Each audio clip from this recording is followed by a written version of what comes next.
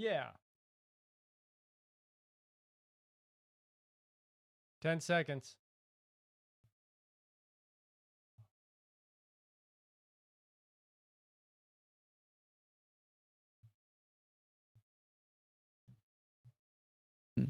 Go live. Yay! There she is. Hello, everybody. Hello, Potfeet. And I am not in Discord because Discord won't open. Discord's really cool, except for when it totally doesn't work, huh? Yeah. Tell them I'm trying because they're listening to you in Discord right now and they can't hear me. All right. So Allison is trying to get back into Discord. She's having a little trouble, but she should be there shortly. We are live at podfeed.com where we have audio and video. But maybe you should do roll call, Steve, since you can see it. Roll call? You think I should do roll call? I think you should do roll call. Well, tonight we have, welcome everybody. Welcome NosillaCastaways to the October 27th show. Tonight we have, okay. We have Brett. We have Marty. Marty, I think you're new tonight, at least new to me. NASA Nut John, Rose, Rick, and Alistair. Alistair is back. Now, where is Kevin? There's Kevin. He's here. He's here. Okay. And Potfeet and Sandy. It's funny. Some of you are only showing up in the. Oh, I know. It's because you're up above. Both Sandy and Kevin. Welcome. And welcome, Marty. If this is your first time, and even if it's not. Nope, you're not welcome if you've been here before. Exactly. That's for sure. Yeah, I don't. Is Marty actually here? Have we gotten a confirmation? Well, let's check.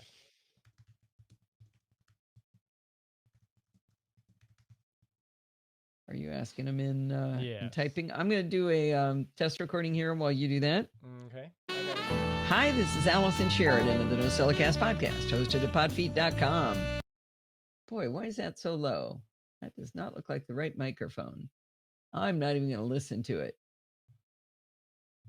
No, that is the right microphone. Hi, this is Allison. What is going on? Why is my input so low? What of the 48 different ways that I control my audio have I messed up now? How's mic? There it is. Got turned down in loopback for some reason. All right, let's try this one more time. Hi, this is Allison Sheridan of the NosillaCast podcast, hosted at podfeet.com, the most amazing podcast of all freaking time. Okay, let's see how that sounds. Tell me if you guys can hear playback. Hi, this is Allison Sheridan of the NosillaCast podcast, hosted at podfeet.com. All right. Music sounds a little loud. Oh, Marty was here a few weeks back. More than a few. Oh, after Max Talk. Well, welcome back, Marty. Glad you great. Felt that you could rejoin us. You're welcome anytime. All right. All good here via YouTube. All good here.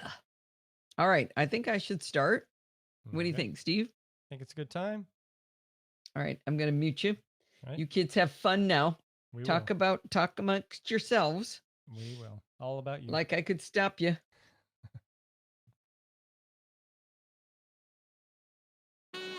Hi, this is Allison Sheridan of the NosillaCast podcast, hosted at podfeet.com, a technology geek podcast with an ever so slight Apple bias. Today is Sunday, October 27th, 2019, and this is show number 755. Well, there's been a lot of talk online about how the latest operating systems from Apple have been a very bumpy road at launch as compared to previous operating systems.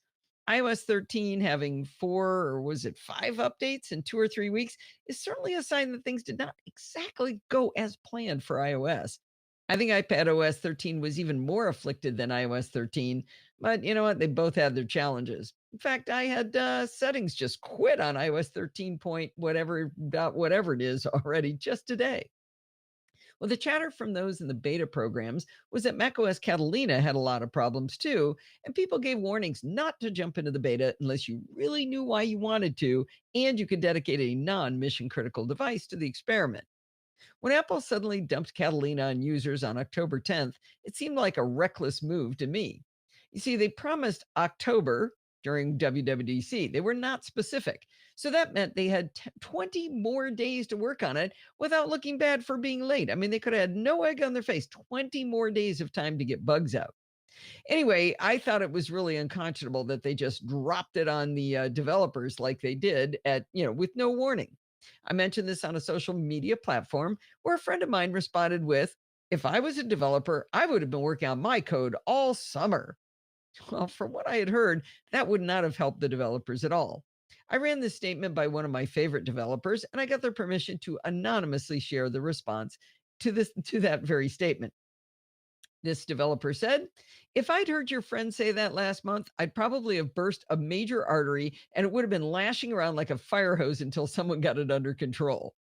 Summers are always tough. I've learned to keep June to October free, but this one was overwhelming. It was more iOS 13 and iPad OS 13 than Catalina for me. As you know, Apple bit off way more than anyone could chew, including themselves. I'm pretty sure the updates I did to my apps are the largest dot updates I have ever done. And quite a bit of that work was just to stand still. And when either iOS 13.1.1 or 13.1.2 came out, neither of which they beta tested, a few more things broke that were working in 13.1 and 13.0. It was like one of those horror movies where the monster you thought you'd stabbed in the heart roars back to life. I hope the worst is over now, but considering all the stuff they promised and failed to deliver and now plan to dribble out over the next few months, especially the iCloud stuff, who knows? Well, do you see why this is one of my favorite developers? Not prone to hyperbole at all. But this gives us a little peek behind the curtain about how hard this was for developers this year and why we as users were paying the price. Now, this discussion on social media I was having with my friend caught the attention of Ray Robertson. You may remember him as an AppleScript guru that I met when Steve and I took his class at the Command D conference. After the show, I had he and Sal Segoyan on Chit Chat. Wait, I had him and Sal Segoyan on Chit Chat to talk about automation. Ray asked me if he could come on Chit Chat again this week to try to explain why things have gotten so bad for development on Apple operating systems from a developer's point of view. So this week's Chit Chat Lite is that very discussion. I want you to pay attention to one really important thing he pointed out, amongst many other interesting things. He reminded us that Apple is now allowing users to be in the public beta of the operating systems. I said that earlier, but let's think about that. The development environment itself is also in beta. This means that the developer has their app in beta, the development environment is beta, the operating system is in beta, and just for fun, users are in there poking at things and telling them about problems and expecting things to be fixed. I cannot imagine what a nightmare that must be with so many moving parts and volatile parts to the puzzle and having users looking over your shoulder the entire time. I hope I haven't given away too much of the discussion by pointing that specific thing out to you, and that you'll still listen to Chit Chat Across the Pond Light or Chit Chat Across the Pond in your podcatcher of choice, or of course, you can go listen over at podfeet.com. All right, I think I saw there when it should have been a THERE. Oh, let's save our audio, shall we?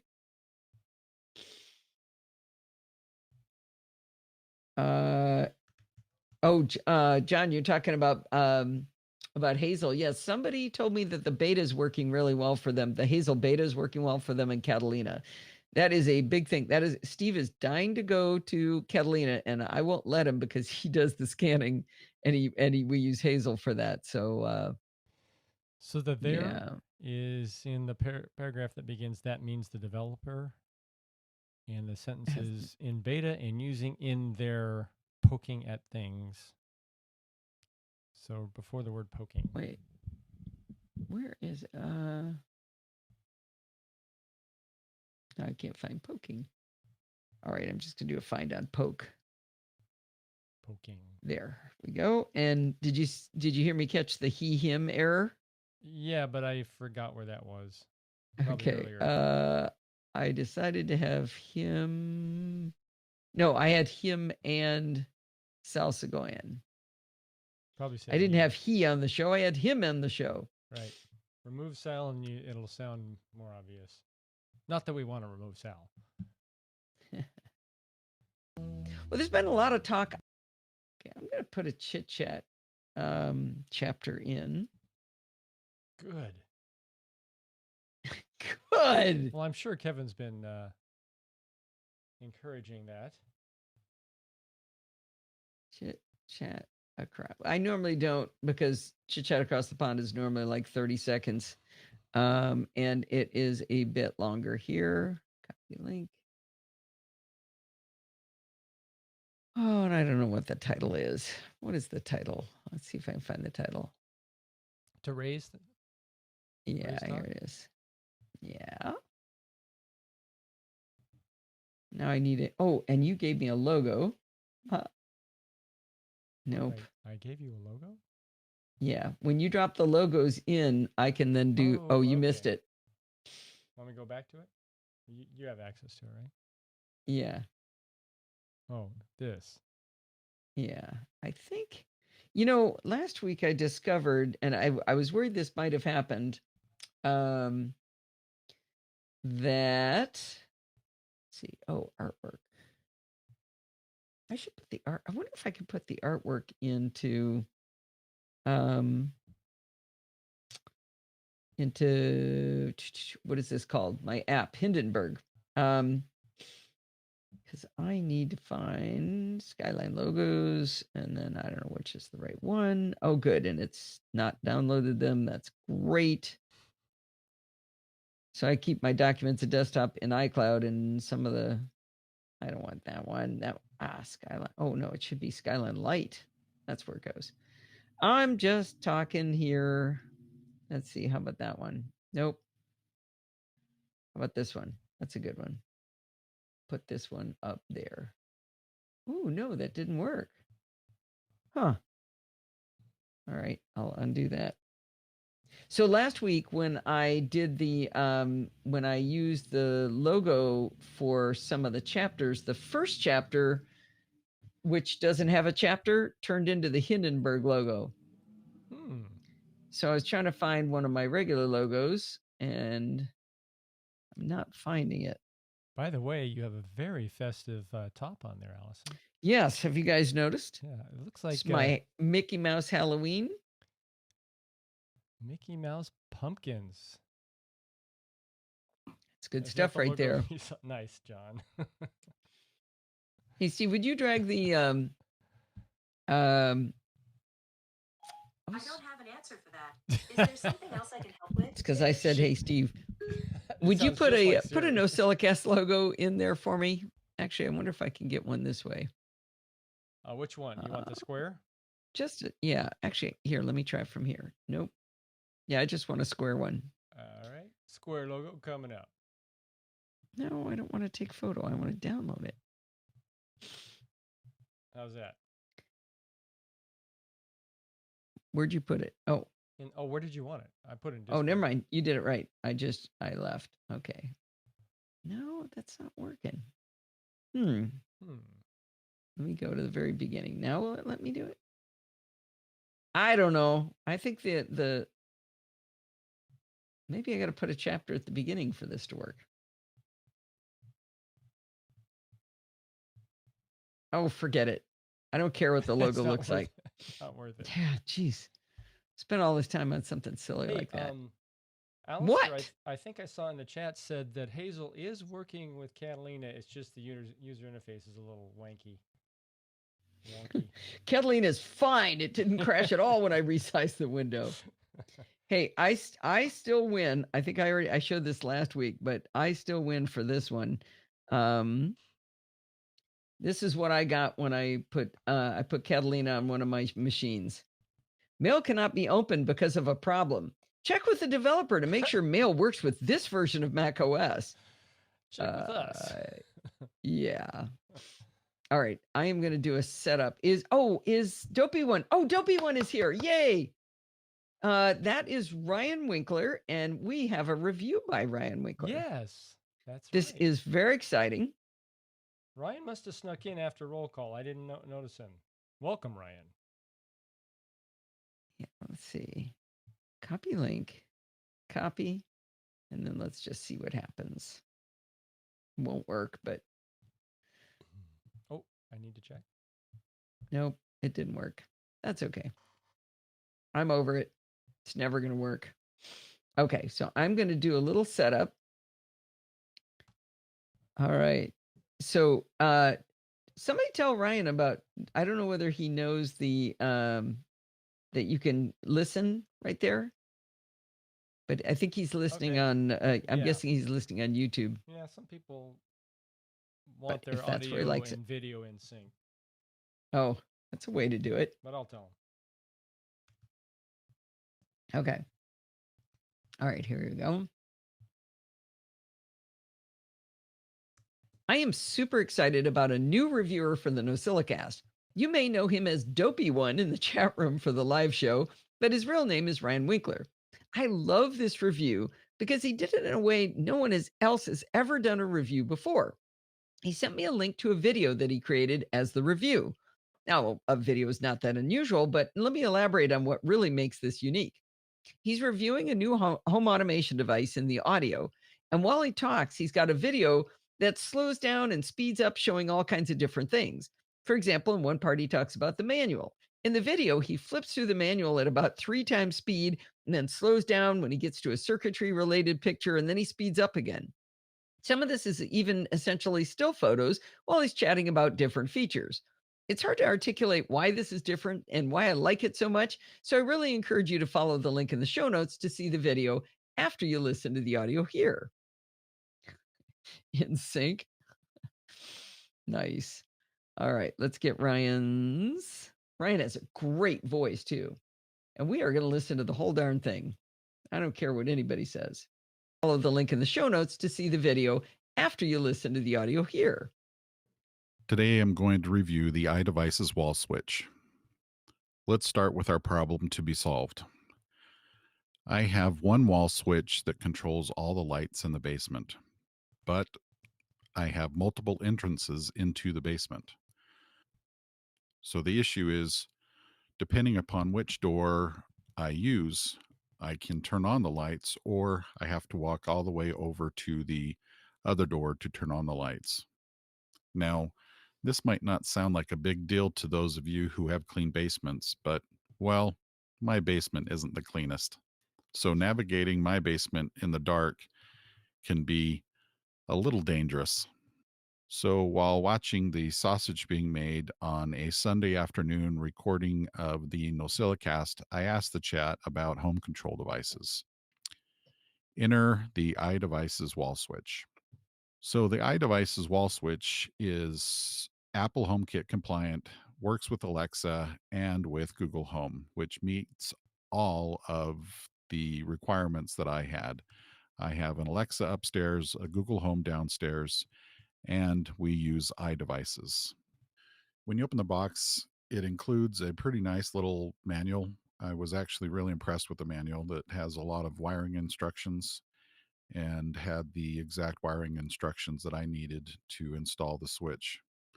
At this point, I will warn you that if you're not familiar with house wiring, then you want to have a professional do the installation. But in my case, over the years, I've wired and helped wire basements for other folks. So I have enough experience that I was able to accomplish this task without much issue, especially with the included instructions. They were very informative and very helpful. Also included in the manual is a section on how to connect the iDevices product to your wireless network. The iDevices products do not require the purchase of a separate wireless hub. That was one of the requirements that I had when purchasing this product is I didn't want to have to purchase a separate wireless hub and further complicate my configuration. Final impressions. Now that we've had the iDevices light switch for a few months, we've really come to enjoy it. One of the features that we really like is the night light. The night light is a little light in the center of the switch that's controlled independently of the switch itself. We leave the night light on so that when it's nighttime, the switch is really easy to find in the dark. Both my kids and I enjoy this feature. Another feature that I like is the switch remembers the state that it was in when the power goes off.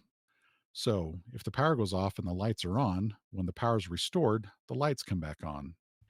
If the power goes off when the switch is in the off position, the lights remain off when the power is restored. I like that feature. Would I purchase this product again? Yes, I would. I've actually purchased a second one to control the lights in my backyard. The lights in my backyard are controlled by a switch on the front of my house.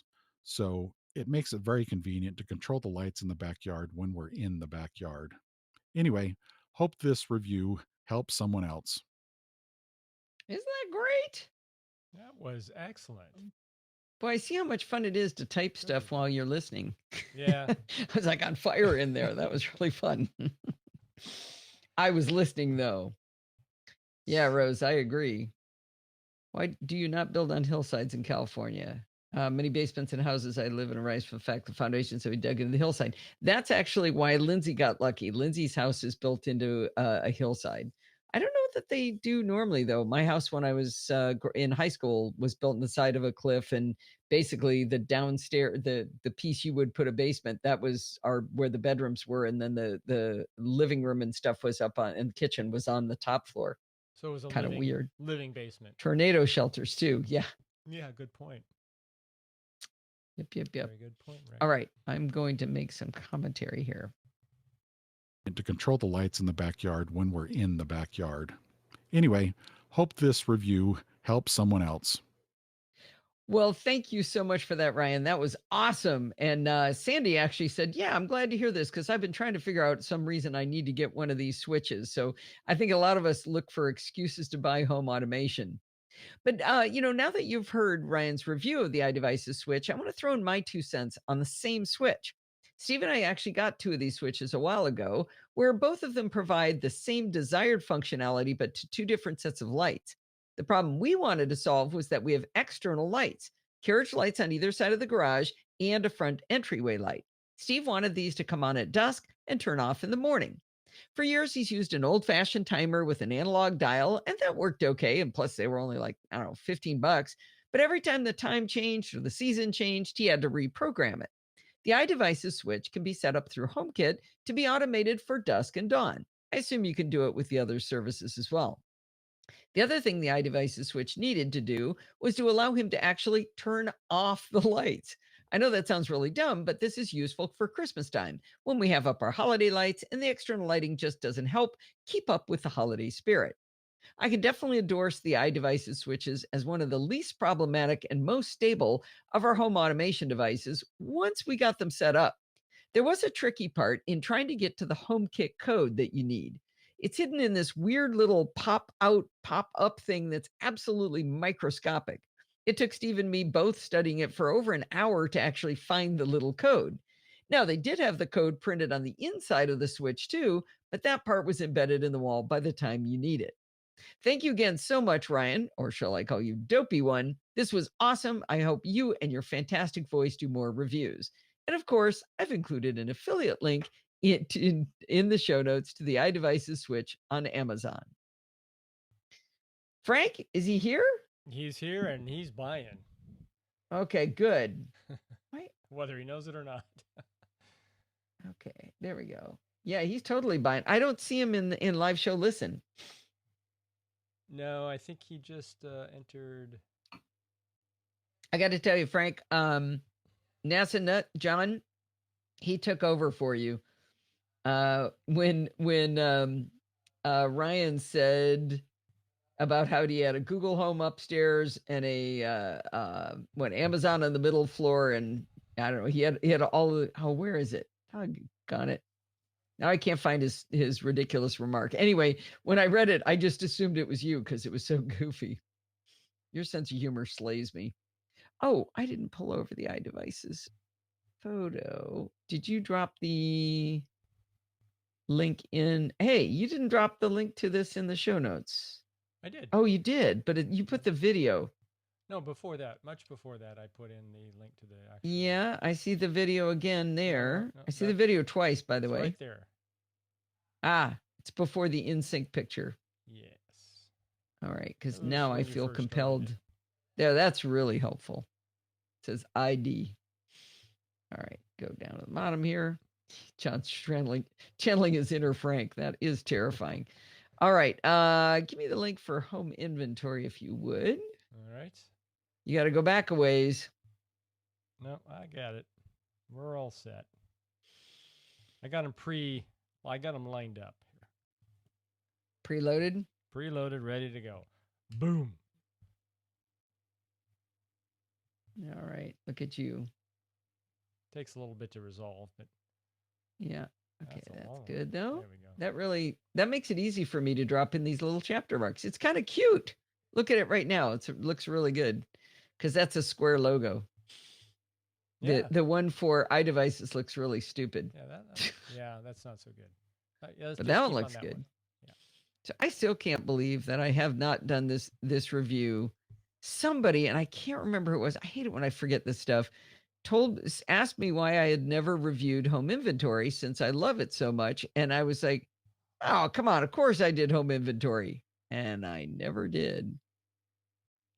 And this is like top 10 favorite apps kind of category here. So Kevin is asking if you've done a chapter mark recently? I have. Didn't I just show you the chapter mark? Oh, you did. That's right. Do you remember? We talked about the logo. Do you remember? Were you there? No. I'm going to make fun of you and tell the Thor story if you don't stop it. All right. No, I didn't expect Kevin to pay attention. That would be asking a little too much of his tiny little brain. But Steve, I thought maybe. All right, here we go. Mute. Many years ago, Steve and I traveled to Florida with the kids on an airline that no longer exists called Trans World Airlines. You might remember it as TWA. On that trip, I made the critical error of carrying my jewelry in my checked luggage. Okay, I know now, right? Anyway, I'm sure you've guessed the second part of that story. When TWA gave me back my luggage, one of them had, one of the employees, obviously, because they were the only people who ever touched my luggage, had taken off the cheap luggage lock that we had used, unzipped the bag, taken out my jewelry case, dumped out the jewelry, and put the case back in the bag and zipped the bag closed. That, we know, like I said, that was someone for TWA because there was nobody in the chain of custody other than them. In my jewelry case, there was a channel set diamond ring, 2 Seiko LaSalle watches, a solid gold serpentine necklace, and a few gold minor necklaces and earrings. I immediately went to TWA security, who basically told me they would cover nothing. I wrote to the president of TWA, and they sent me a voucher for a grand total of 250 airline miles. Yes, I couldn't even fly to San Francisco. It's a 1-hour flight. Anyway, I'm super sad that they went out of business. It just crushes me that they're not in business anymore. So I promise there's going to be a tech angle to this story eventually.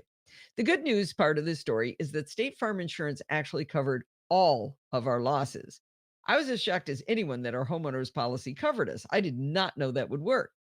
I got to tell you, I felt like someone from those Lifestyles of the Rich and Famous when they sent a jeweler to our house to redesign my ring and to let me pick out the diamonds. They had like the black velvet with the little diamonds on it and everything. It was amazing. The jeweler also gave me a couple of gold serpentine necklaces to try on.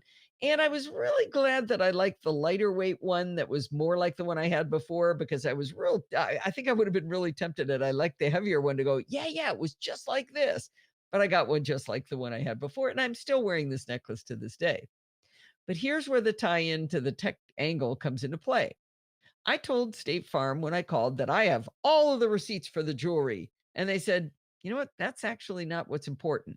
They said what was helpful was that if I could show them photos of me wearing the jewelry.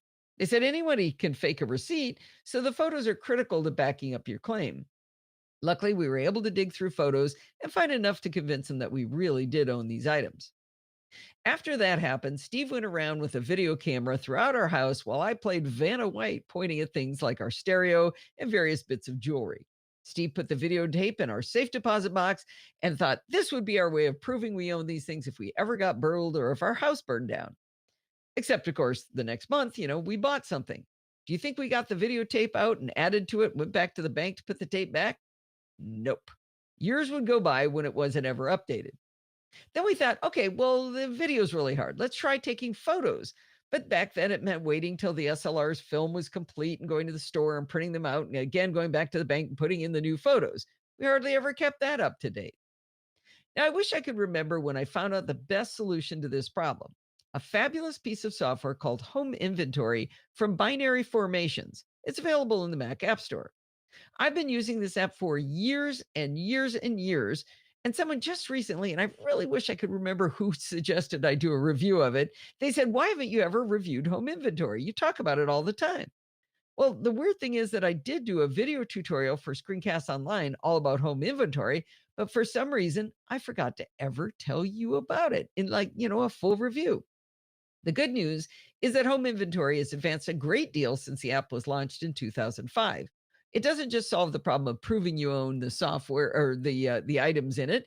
It does ever so much more. Home inventory at its core is a database for tracking your belongings, and we'll get into the newer enhancements after we talk about the basics. Let's start by explaining how to add the items to home inventory. A simple plus button at the bottom of the center items column starts by asking you a few questions. You name the item, add an error if it's that kind of item, and then provide the make, model, and serial number as appropriate. Home inventory supports both tags and categories, so go wild if you like, even more organization.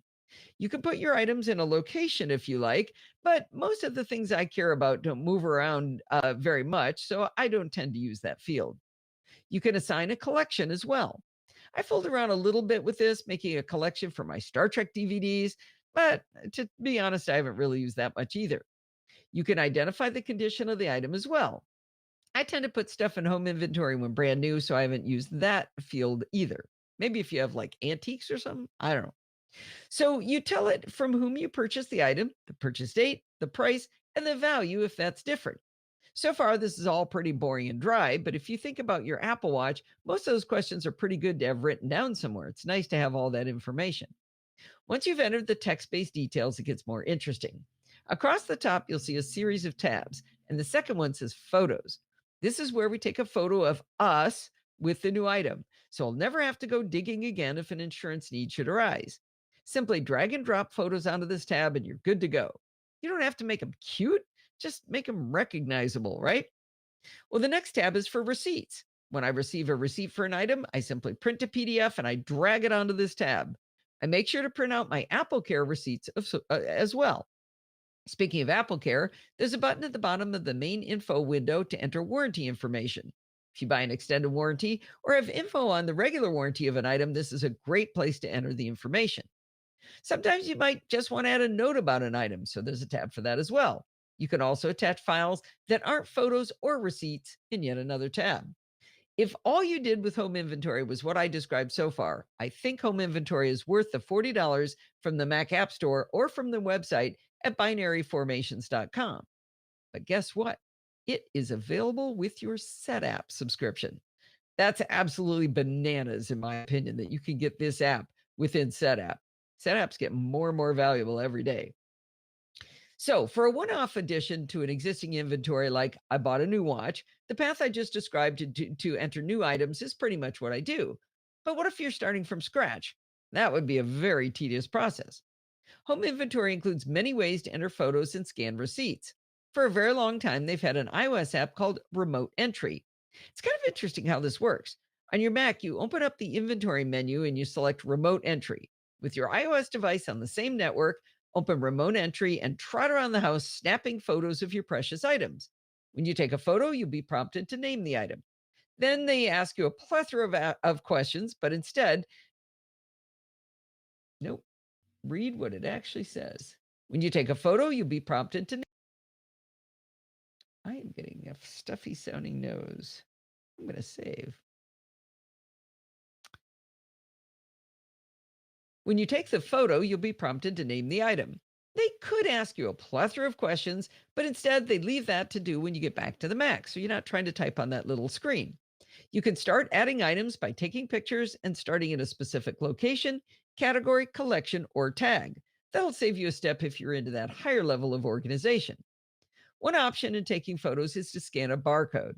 They highly recommend against using this feature For the same reasons, my insurance company said the receipts were not as important as pictures of us with our items. A barcode can be scanned in from a store, so it's not really going to help you for insurance purposes. The remote entry app is free, by the way, but they have a tip jar there with the most you can possibly give them set at $2.99. Now, I paid these guys $40 for home inventory about 100 years ago, and I haven't paid them a dime since. So I went full Thurston Howell III and shelled out the entire $3 for the tip jar.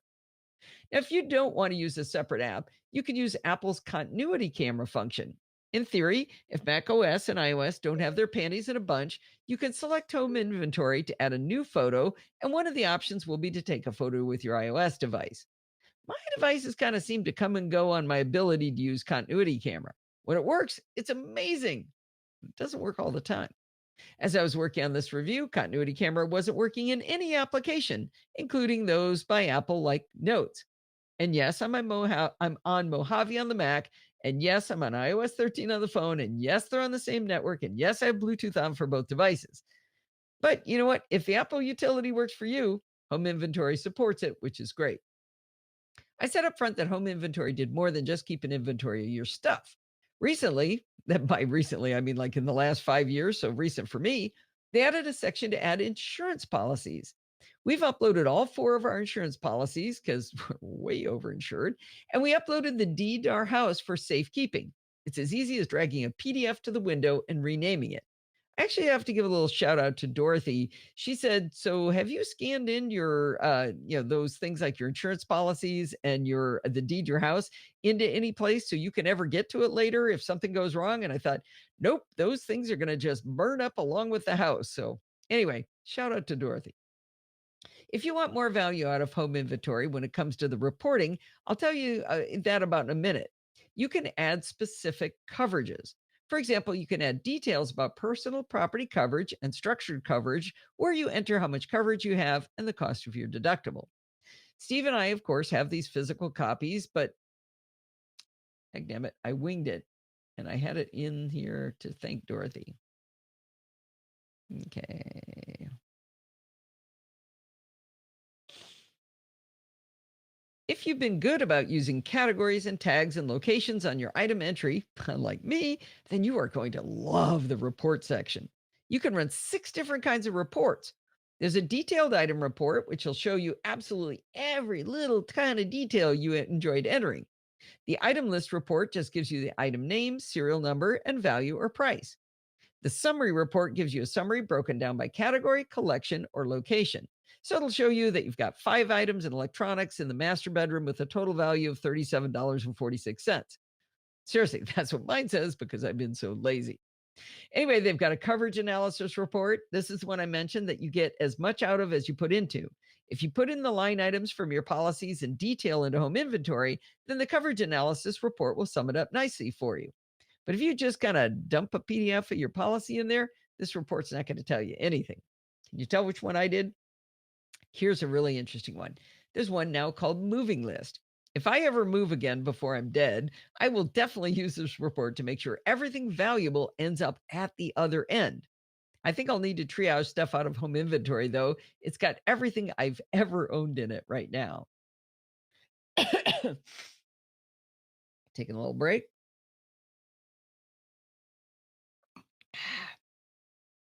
What doesn't you can ask me a question right now. I got to take a break. So Ryan had a good question. Yes. Does home inventory encrypt the data in some fashion? How does it store it? First of all, is it local or is there a server it's storing it on? It's local, but you can store a backup in Dropbox. Well, okay. So it's as safe as anything local, but it's not. You know what? Oops. What's it called? Home inventory? I think there is an option for that. For cloud Let me storage? check. There. No, for encrypting preferences, reminder, touch ID. I remember something about, I do remember there was something about a password. Yeah, there is this, you can set a password. Okay. For the local storage. I would assume the backup would be too. Yeah. They don't say anything about how it's encrypted here. All right, what did I just say? I think I just finished moving list. Okay. Keep it going. Finally, they've got a photo contact sheet. I'm not exactly sure what this report is for, but if you want to see a photo of all the items you have in a really nice format together, you go, girl. Once I decided I was going to keep my Apple Watch Series 5 after all, I had Steve take a photo of me wearing the watch and holding the box. Then I had to dig through my email to find the receipts from Apple. I printed them to PDF, dragged the PDFs into home inventory, and then deleted the PDFs. But then I discovered another new feature of home inventory. It's probably been there for years, but I never noticed it. There's a tab at the top called simply Inbox. There's a link in the Inbox tab explaining that if you install their print plugin, under the PDF option in any standard print dialog box, you will now see the option to send that thing you're printing to PDF directly to home inventory without saving the PDF in between. Now, I was worried about a plugin with all of Apple's security measures around plugins to Safari that maybe this wouldn't work. But I downloaded the plugin anyway, and to my delight, it's simply an automator workflow with a bash script inside that you can read for yourself. How fun is that? Anyway, I ran the plugin, and now I can send a home inventory directly from mail or from any other app. I sent an email to home inventory using the plugin, and now the inbox tab has a giant glaring red 1 on it, so I can't possibly forget that I have an action item waiting. When selecting the email in the inbox, I'm invited to add a name, error, make, model, etc., just as though I was adding any other new item. In general, I like to start with a photo and then add the receipt. There's a way to do that, but it's not from within Inbox. Instead, you create your item first, add the photos and info about it, and then in the bottom left, there's an add button, and one of the options is to add receipt from Inbox. I was super happy when I discovered that option. Okay, here's something funny. That's where the take photo option is for continuity camera, and now it's working for me again. Again, I do not blame home inventory for disappearing as an option and reappearing. It's Apple's operating systems that get confused on communication with one another. Don't even get me started on AirDrop, by the way. As you create your inventory, you may think some of this data is pretty sensitive. Your inventory can be protected by a password, and in settings, you can even enable Touch ID to unlock your inventory. Another enhancement they've made to home inventory is the ability to add information about your home itself. Now, it's not necessarily in a discoverable place in the app for me, and yet once you know where it is, it does make perfect sense. In the upper left of the app, there's an icon of a little house, and it's actually a whole interface element, not just a home button, like a home button. Anyway, you can add a photo of your home and add some statistics about it. You can put in the address, square footage, lot size, year built, what you paid for it, and when. It's not like you couldn't put that information somewhere else, but why not in home inventory? Now, how good are you at remembering to flush your water heater? I mocked Steve mercilessly with a Facebook post when I announced that the next coming Friday was shown on my calendar as annual Flush the Water Heater Day. Anyway, I'm really glad he does things like this, but it was kind of a funny place to have it.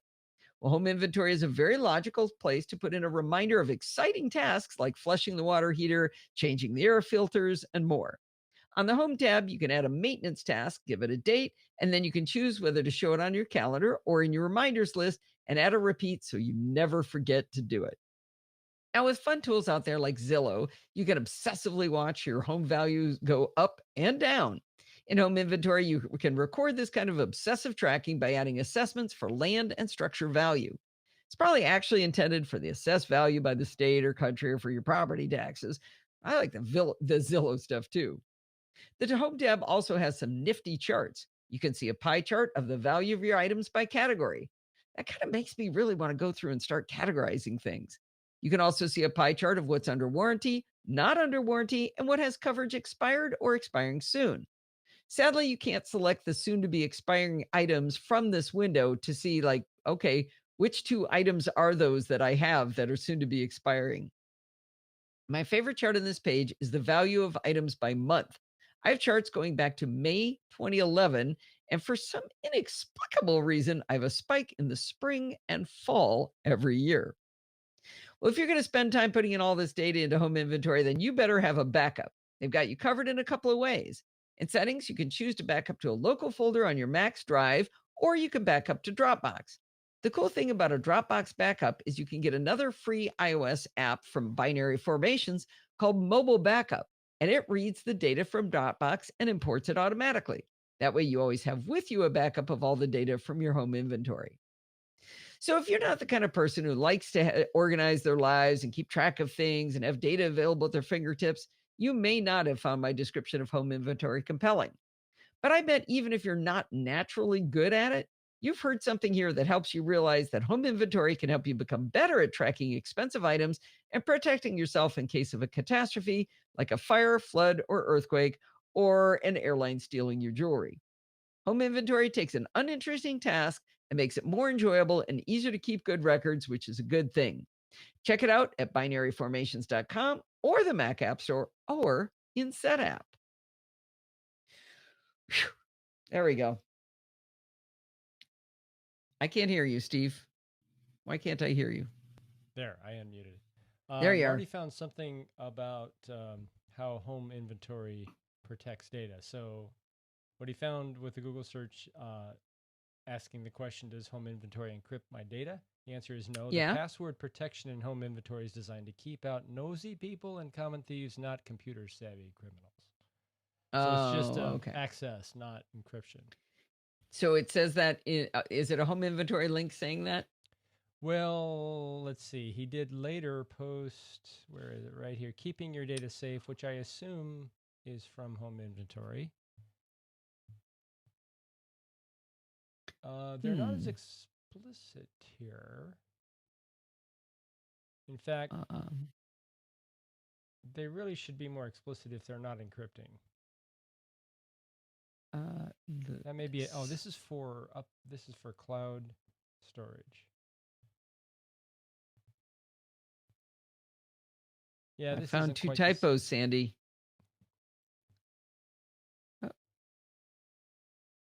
I figured something out. Bart says I'm clearly female because I can do this. Damn it. I can take screenshots while I'm talking of where the problem happened, and then I can go back and look at it. Yes, you did very well in today's review. Home address sports tagging category go wild if you like on more organization. On more org. Wait a minute.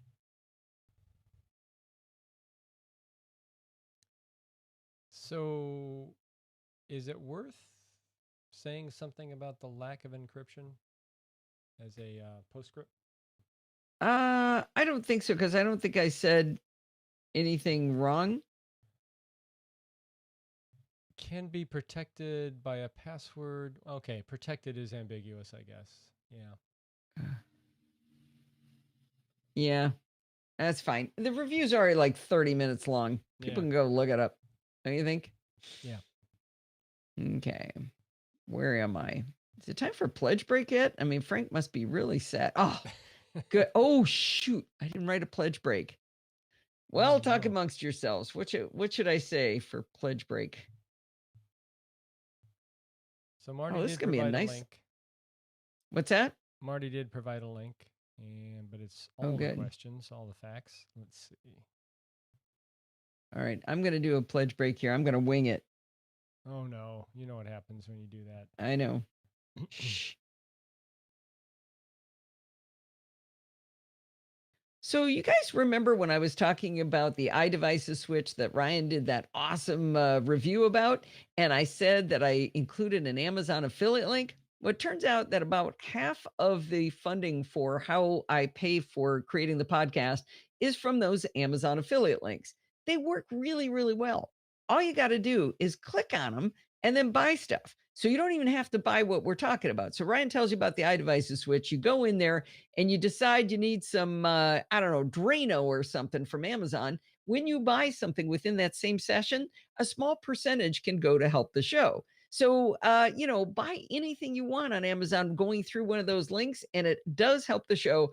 And it makes a massive difference in whether this costs me money to do the show or whether it's like a teeny tiny bit profitable. I do it for the love of the show, but it's way more fun to know that it's not costing me money to create the NosillaCast and Chit Chat Across the Pond and Programming by Stealth. So if you can help a girl out, click on those links. Drano. I don't know where that came from. Yeah, that was Uh-oh. that harkens back. I haven't we don't use Drano anymore, do we?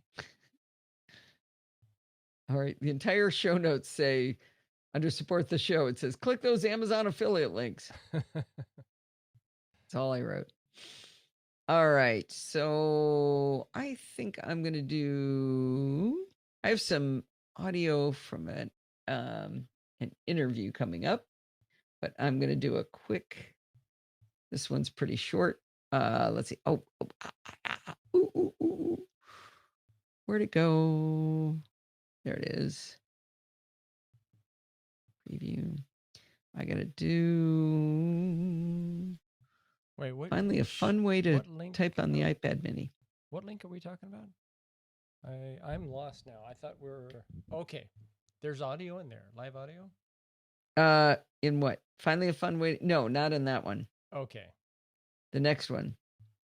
So what is the next one? Oh, a fun way to type on got iPad it. mini. No, got it. Parallels. I see where you. No. No. This one is fun way to type on the iPad yeah, mini. But the next one after that. Yep, but I need a logo. I can't record till you give me something. Here, I'm on it. Come on. Boom. I don't see a picture. There it is. Coming. It's coming. This is so exciting. Okay. Switch over. Let's That's see a it. Dumb logo. Let's see it. There we go. There we go. So exciting. Well, that's better than some of the other ones. All righty. Here we go. Oh, no. Here we don't go. Where is it? Where is it? I'm going to run over, aren't I? Actually, I probably won't play the interview. Who's it? It's with the guy from Parallels. It's really good. It's very fun. Just a little teaser. Okay, here we go. If you've been playing along for a while, you'll remember that I was super sad when the app MyScript Stylus stopped. Nope. Read what it says. Just read what it says. Stop winging it. If you've been playing along for a while, you remember that I was super sad when the MyScript folks decided to stop supporting their MyScript Stylus third-party keyboard for the iPad. This magical keyboard allowed you to use Apple Pencil to write by hand, like in Script, and executed real-time optical character recognition, so everything you scribbled turned into typed text. It was glorious. I generally like typing much better than writing by hand, but there was something exceedingly pleasing about handwriting scribbled notes when I was in a lean-back iPad environment, like having my morning coffee in bed. I've tried to get over it, and the superb Apple keyboard for the newer iPads Pro has helped me in that transition. What is wrong with me? I'm starting over again. I'm off my rhythm. I'm missing the accent on the syllables. If you've been playing along for a while, you'll remember that I was super sad when the MyScript Stylus folks decided to stop supporting my beloved MyScript Stylus third-party keyboard for the iPad. This magical keyboard allowed you to use Apple Pencil to write by hand and executed real-time optical character recognition, so everything you scribbled turned into beautiful typed text. Now, like a lot of people, I generally like typing much better than writing by hand, but there was something exceedingly pleasing about handwriting scribbled notes when I was in a lean-back iPad environment, like having my morning coffee in bed. Tried to get over it, and the superb Apple keyboard for the newer iPads Pro has definitely helped me in that transition. But I've still been unhappy with typing on iPad mini. The on-screen keyboard is cramped, and it's hard to hold this small iPad in a convenient way to use the keyboard. In August, I reviewed 2 absolutely dreadful physical keyboards for iPad mini, so that didn't solve my problem. But now with iPadOS 13, I may have found a solution. If you're using an iPhone on iOS 13, you probably know that you can use new slide gestures to type on iPhone. You may need to enable it. It's under Settings, General, Keyboards, Slide to Type. You won't see any change to the keyboard, but you can now slide your finger around and get close to the right characters, and the brains of the iPhone figure out what you meant to type. I'm really enjoying it on iPhone, especially when trying to type while being driven down a bumpy road. With normal typing, my finger would often double tap accidentally, or by the time my finger got to the phone, it had moved and I'd hit the wrong letter. I'm not sure I'm faster yet with swiping around, but it's more pleasing to me. By the way, I do want to acknowledge Android's had this option for ages. You could get third party keyboards that gave you swipe typing on the iPhone, but that's not the same as having the capability on the native keyboard. I wanted to make sure we're all on the same page before I explain how the slide keyboard may have made me happier with typing on iPad mini. As soon as I put iPad OS on the mini, I tried swiping on the keyboard, but it did not work. I jumped into settings, general, keyboards, and I noticed that the terminology for slide typing was slightly different. Instead of saying slide to type like it does on the iPhone, it says slide on floating keyboard to type. This is a new feature of iPad OS 13. In iOS 12 on iPad, they made it where you could split the keyboard so half was on the left and half was on the right. That sounds like it would make typing easier because you could hold the iPad with two hands and the left thumb would type the left letters and the right thumb the right letters. But for some reason, it wasn't easy at all. I don't know, maybe some people got the hang of it, but I found I had to look left, look right, look back to left, and it was more cognitive load to try to type than it was useful. Now, they still have that split keyboard in iPad OS 13 on the mini and smaller iPads like the 9.7 and whatever the non iPads Pro are. But they, like I said, but they don't have that split keyboard on the iPads Pro. In any case, I think the floating keyboard is much more useful. If you pinch with two fingers on the big keyboard, it literally shrinks up, and now you can drag it around on screen by the handle at the bottom. And it looks just like the iPhone keyboard. Once you make it floating, as long as you have that the toggle turned on in settings, you can now slide with one finger on the floating keyboard to type, just like you can on the iPhone. I definitely like this better than trying to use the full sized, and I'm using that in air quotes, because it's still cramped on screen keyboard to type on the iPad Mini. But I found something even more pleasing. Remember, I bought the Logitech Crayon, which is now only $50 on Amazon. Anyway, remember I bought that to use with iPad Mini? Well, Crayon plus slide keyboard is fabulous together. I can't really explain it, but it feels like the joy I used to have with my script stylus. It's smooth and precise and very happy making. I was talking to Sandy about it, and the only thing we can figure is that our fingers are just sometimes just enough sticky that they sort of stick on screen. I mean, maybe you have super dry fingers and it doesn't happen to you, but it makes it harder to slide with that than it does with pencil. Or in this case, the $50 Logitech Crayon. By the way, if you search for slide to type in Apple's documentation, you will not find it. It's not in the support documentation anywhere. I even downloaded the iBook written by Apple and entitled iPad User Guide for iPad OS 13.1, and I searched for slide to type and I could not find it. Finally, I searched for keyboard and found that in their documentation, they call this feature Quick Path. That's super helpful, Apple. Thanks for naming it two different things so you can't find any documentation on it. Anyway, try to remember Quick Path means slide to type. In any case, I may be the only person who will enjoy using a crayon to slide around on a tiny floating keyboard on iPad mini, but it makes me happy. By the way, did you know there's an Amazon affiliate link in that article to the Logitech Crayon? Now only $50 on Amazon. All right, Frank. I'll stop with the midterm pledge break now. All right. Last up. Okay. Anybody still here? 5:58. Did you know, John enters. Did you know that on the Canary Islands there are no canaries? Alistair says, just dogs? And then John says, and with regards to the Virgin Islands, the same issue. There are no canaries. Well played in the chat room, John. Nicely done. I made a little joke on Twitter today that's getting some traction. Do you want to hear it? Is it clean? Yes. I asked the question, when you're logged in as root on your server and you get the error that says permission denied, do you yell, I am root? Nice. Come on, that's good stuff right there. That's pretty good. Because I heard myself say it. I said, I am root. Do you get response from that? Yeah, I've gotten about 4 or 5 developers going, yes, I do say that. That's pretty good. I just That's a little copied the wrong crossover. link. That is Parallels desk interview. There is no link. So don't ask for it. Hey, can somebody find a link to, or a Parallels image, a square one if possible, and drop it into the notes? On it. Thank you. If I could spell parallels.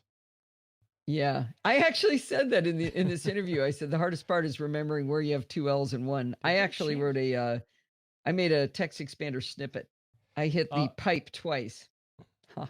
You're talking about Parallels disc. Well, Parallels the company logo is what would be best. Oh, okay. They've changed it. It looks different than it used to. Well, make sure you get the right one. Huh? Are you dropping it in? Not well. It looks well. Okay, I'll start recording and I'll come back. 2 L's, no 3, not together. No. That's why. Do you like that I use 2 pipes though? Alistair's got to appreciate that. Oh, that's rectangular. I'll put it in. That doesn't. Thank you, Ryan. Yeah, that's good. That'll work. Let's see.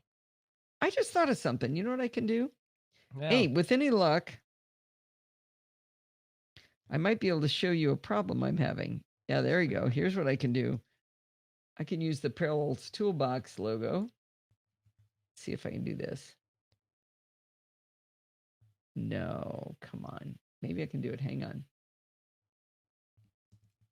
Nope. All right. That's kind of fuzzy too. Let me see if I can get a square one. I'll race you. How about, no, that's Windows. No, it says for Mac. Okay. Oh, I see, because it's Windows, right. So it doesn't matter. How about this one?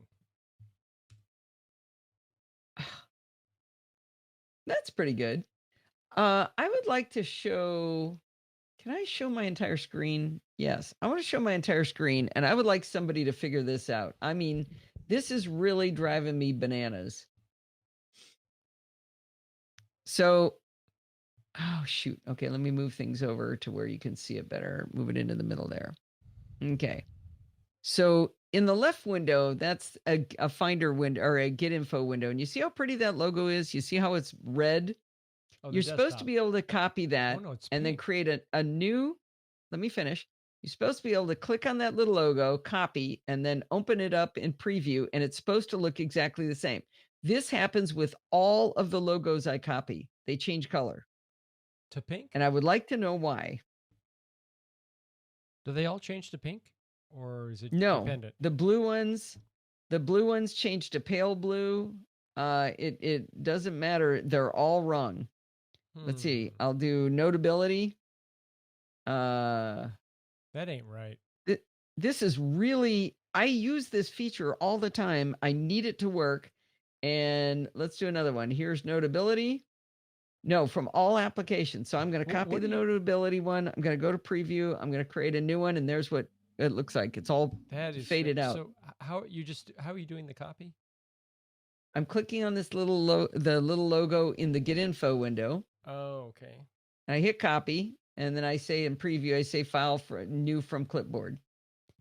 And you're doing that and it happens, the app?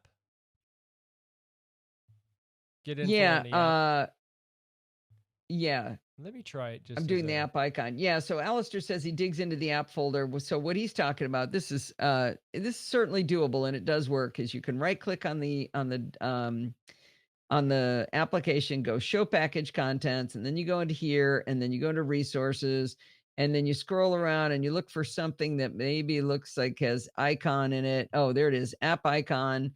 And then you copy that, and then you got to put it someplace else, like in Delete Me, and you paste it in there, and then you take it, and then you open it, right click, and you open it up. You see why I don't like doing this? Where are you getting? It's not going to let me open it. Oh, it just threw it in the trash because jeez. So I have a Hazel script that throws things in the trash that are more than yeah, there's another problem. There it is in my trash because Hazel throws away everything that I keep in anything that's older than 7 days. So where are you doing the copy? From preview? In Get Info? Click on an app, do a Get Info. Got it. And then do you see what I'm in the upper left-hand corner, see the little tiny logo there? Oh, okay. Click it and say copy, and then go to preview and say file new from clipboard. And I know you're going to tell me it's fine with yours because I've tested it on other Macs and it's fine. It's only on this one. I can't click it. I mean, it clicks it and it just highlights it, but it's not doing anything. Yes, all it does is highlight it and then do a Command C for copy. Okay. And then where are you pasting it? Clipboard? No, I'm opening up preview, and then you say new from clipboard.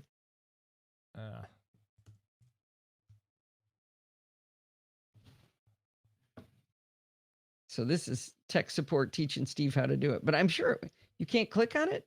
Not the John, it's not the big one in the middle. It's the little tiny icon in the upper left of the Get Info window.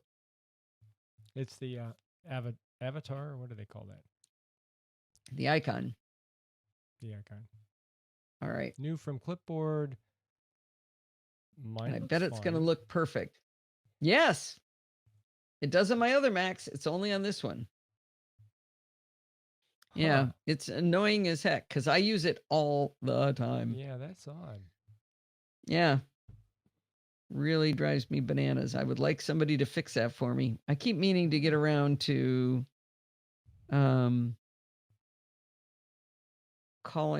writing that up for Slack because I bet somebody will help me out over there. That we used to be able to right click to copy. Yeah, no, just that little one. Oh shoot, no, I got to do some talkie here first. This is using my new Zoom H2. What did I do? No, I didn't want that. Hang on. Yes, it's going to be great. I was able to save an interview for next week. We're going to Fresno. I know, right? Everybody jealous? It's like the version you're getting is grayed out. Yeah, that's a good description of it. Okay, I got to do a little bit of recording here, and then I will play this, and then we will let the class go. Here we go. While I was at MacTech, I had the opportunity to interview 2 vendors, one of whom was Kurt Schmucker from Parallels. We talked about the newest version of the Parallels desktop, but also one of my favorite menu bar apps, Parallels Toolbox. Let's hear that interview now. Okay. And this audio, Steve, man, it really is great coming across on that. So listen up. Here we go. Why is it favorite menu bar apps, Parallels Toolbox? Let's hear that interview now. One of my hobbies is to walk up to a product manager and tell him how much I like the product that he's not the product manager of. And I did that this morning to Kurt Schmucker from Parallels. How are you doing today, Kurt? I'm doing fine. So I walked up to Kurt and said, man, I really love Parallels Toolbox. And he's the product manager for Parallels Desktop. But it's okay if I gush about Parallels Toolbox too, right? Absolutely correct. Parallels Toolbox is bundled with Parallels Desktop. So anybody who gets Parallels Desktop gets Parallels Toolbox for the same subscription period. Oh, I did not realize that. That's fantastic. And if you don't need Parallels Desktop, that's okay. You can still buy Parallels Toolbox as a separate product. Right. So I've done a review of the initial set of products, and then about a year later, I went back and said, wait a minute, there's like 10 new things in here. And that's why I really believe in the subscription model for this particular tool. I think it works really, really well. I agree with you. When we first came out with Parallels, yeah. Didn't that audio sound great? I'm really, really happy with that. That's what it's supposed to sound like when I do it right. Excellent. All right, Rose, audio. We'll see you. Is that that new pair of mics that you bought? Yeah. Remember, I did it from Lindsay's house and I had the wrong input. Or I had not switched on the microphone. That's what was wrong. Sad. Everything was right except for that. Very sad. All right, I need to do an update at the end of this, and then we'll let the class go. Here we go. You have to spell Parallels correctly, which is 2 L's in the middle, 1 L at the end. That's correct. All right, thank you very much, Kurt. Thank you. Well, during this conversation, Kurt mentioned that with an Office 365 subscription, you can share it with 5 devices and included Macs, PCs, and mobile devices. I argued with him and I said, I didn't think the mobile devices counted against that 5 devices. Luckily, in my argument, I also said I was probably lying. I did some research and the licensing has changed since I last checked, and I think it's actually better than what either one of us said. It is 5 devices, including mobile, as Kurt said, But it turns out you can share that license with 4 other family members, and each member gets 5 devices now. I know it used to be a total of 5 for a shared Office 365 membership. So I was really excited that each member gets 5 devices. You also get OneDrive and a bunch of other things. If you'd like to read the details of the licensing, I've included a link to the Microsoft Office support document all about licensing. Well, that's going to wind us up for this week. Do not forget to send in your dumb questions, comments, and suggestions. Oh my gosh, I still have an outstanding dumb question, I think. Oh, shoot, I got to get to that. Anyway, if you want to send yours in, you can email me at allison@podfeet.com and follow me on Twitter @podfeet. Remember, everything good starts with podfeet.com. You've got podfeet.com/Patreon if you want to become a patron of the Podfeet podcast. If you want to join our Facebook group, go to podfeet.com/Facebook. Want to get in there on Slack and talk about programming and all kinds of geeky stuff with Bart and the other people that hate Facebook? Join Slack at podfeet.com/Slack. And if you want to join in the fun of the live show, head on over to podfeet.com/live on Sunday nights at 5 p.m. Pacific time and watch the sausage get made with the friendly and enthusiastic NosillaCastaways. Thanks for listening and stay subscribed. You know, wasn't too much last week tonight. No, well, no, come on. We both had to restart Discord like 3 times. I had processes I had to cancel. Yeah, it was perfectly smooth. That's pre-show prep. It was all before the show. Before everybody leaves, I want to tell you guys something. This week, I'm going to say the same thing I said to Steve last week. When we got done, I finished the show and I said, you know what? I just had a blast hanging out with all of my friends. This is so fun. I love doing this. I love being here with you guys. And I don't tell you enough how much this means to me that you guys hang out with us and, just sit in front of a mic by yourself. Not that interesting. So I really appreciate doing this with you guys. Yeah, I look forward to Sunday nights. That's as mushy as I'm ever going to get. Okay. Almost went over the top there, Podfeet. Yeah, I know. All right. But I think that I should dismiss the class. What do you think, Steve? Thanks for listening and stay subscribed. Oh, Marty asked, what's the Slack group? Oh, so Slack where do you find that, by the way? podfeet.com/Slack. It's so Slack is like a chat tool combined with I like to think of it as like, I don't know. How do you describe it, Steve? Yeah. It's chat. You can embed images. It's got threaded messaging kind of stuff. It's really fun. It's geared a little more towards the business environment, but small organizations use it if you want to intercommunicate amongst. I've heard about families having Slack. Yeah, and so you can control the access, and that's what I needed. How to hook into it. All right, great. Yeah, is that a question mark? Stay subscribed. Oh, you got Slack. So. Oh, good. Oh, podfeet.com/anything. Oh, you know what? Maybe I should come up with something that does a random number generator on that. That's perfect. And just sends you to one of the podfeet.com sites. Yeah. You don't know. You might get Amazon. You just don't know. Yeah. That's pretty funny. Let me see if this sounds a little bit. Thank you. There we go. All right. I appreciate everybody staying so long. Enough sappy love story stuff here. We should probably sound us. What's that? 13 after. This is a long one. I know. But it was totally worth it, right? It was the best show ever. All right, guys. We will see you next week. Hopefully we'll see you, Sandy. Bye, everybody. I know Rose already left, but I'll kiss you all goodbye because I'm feeling generous. Wish us luck in Fresno. Good night, Gracie. Bye.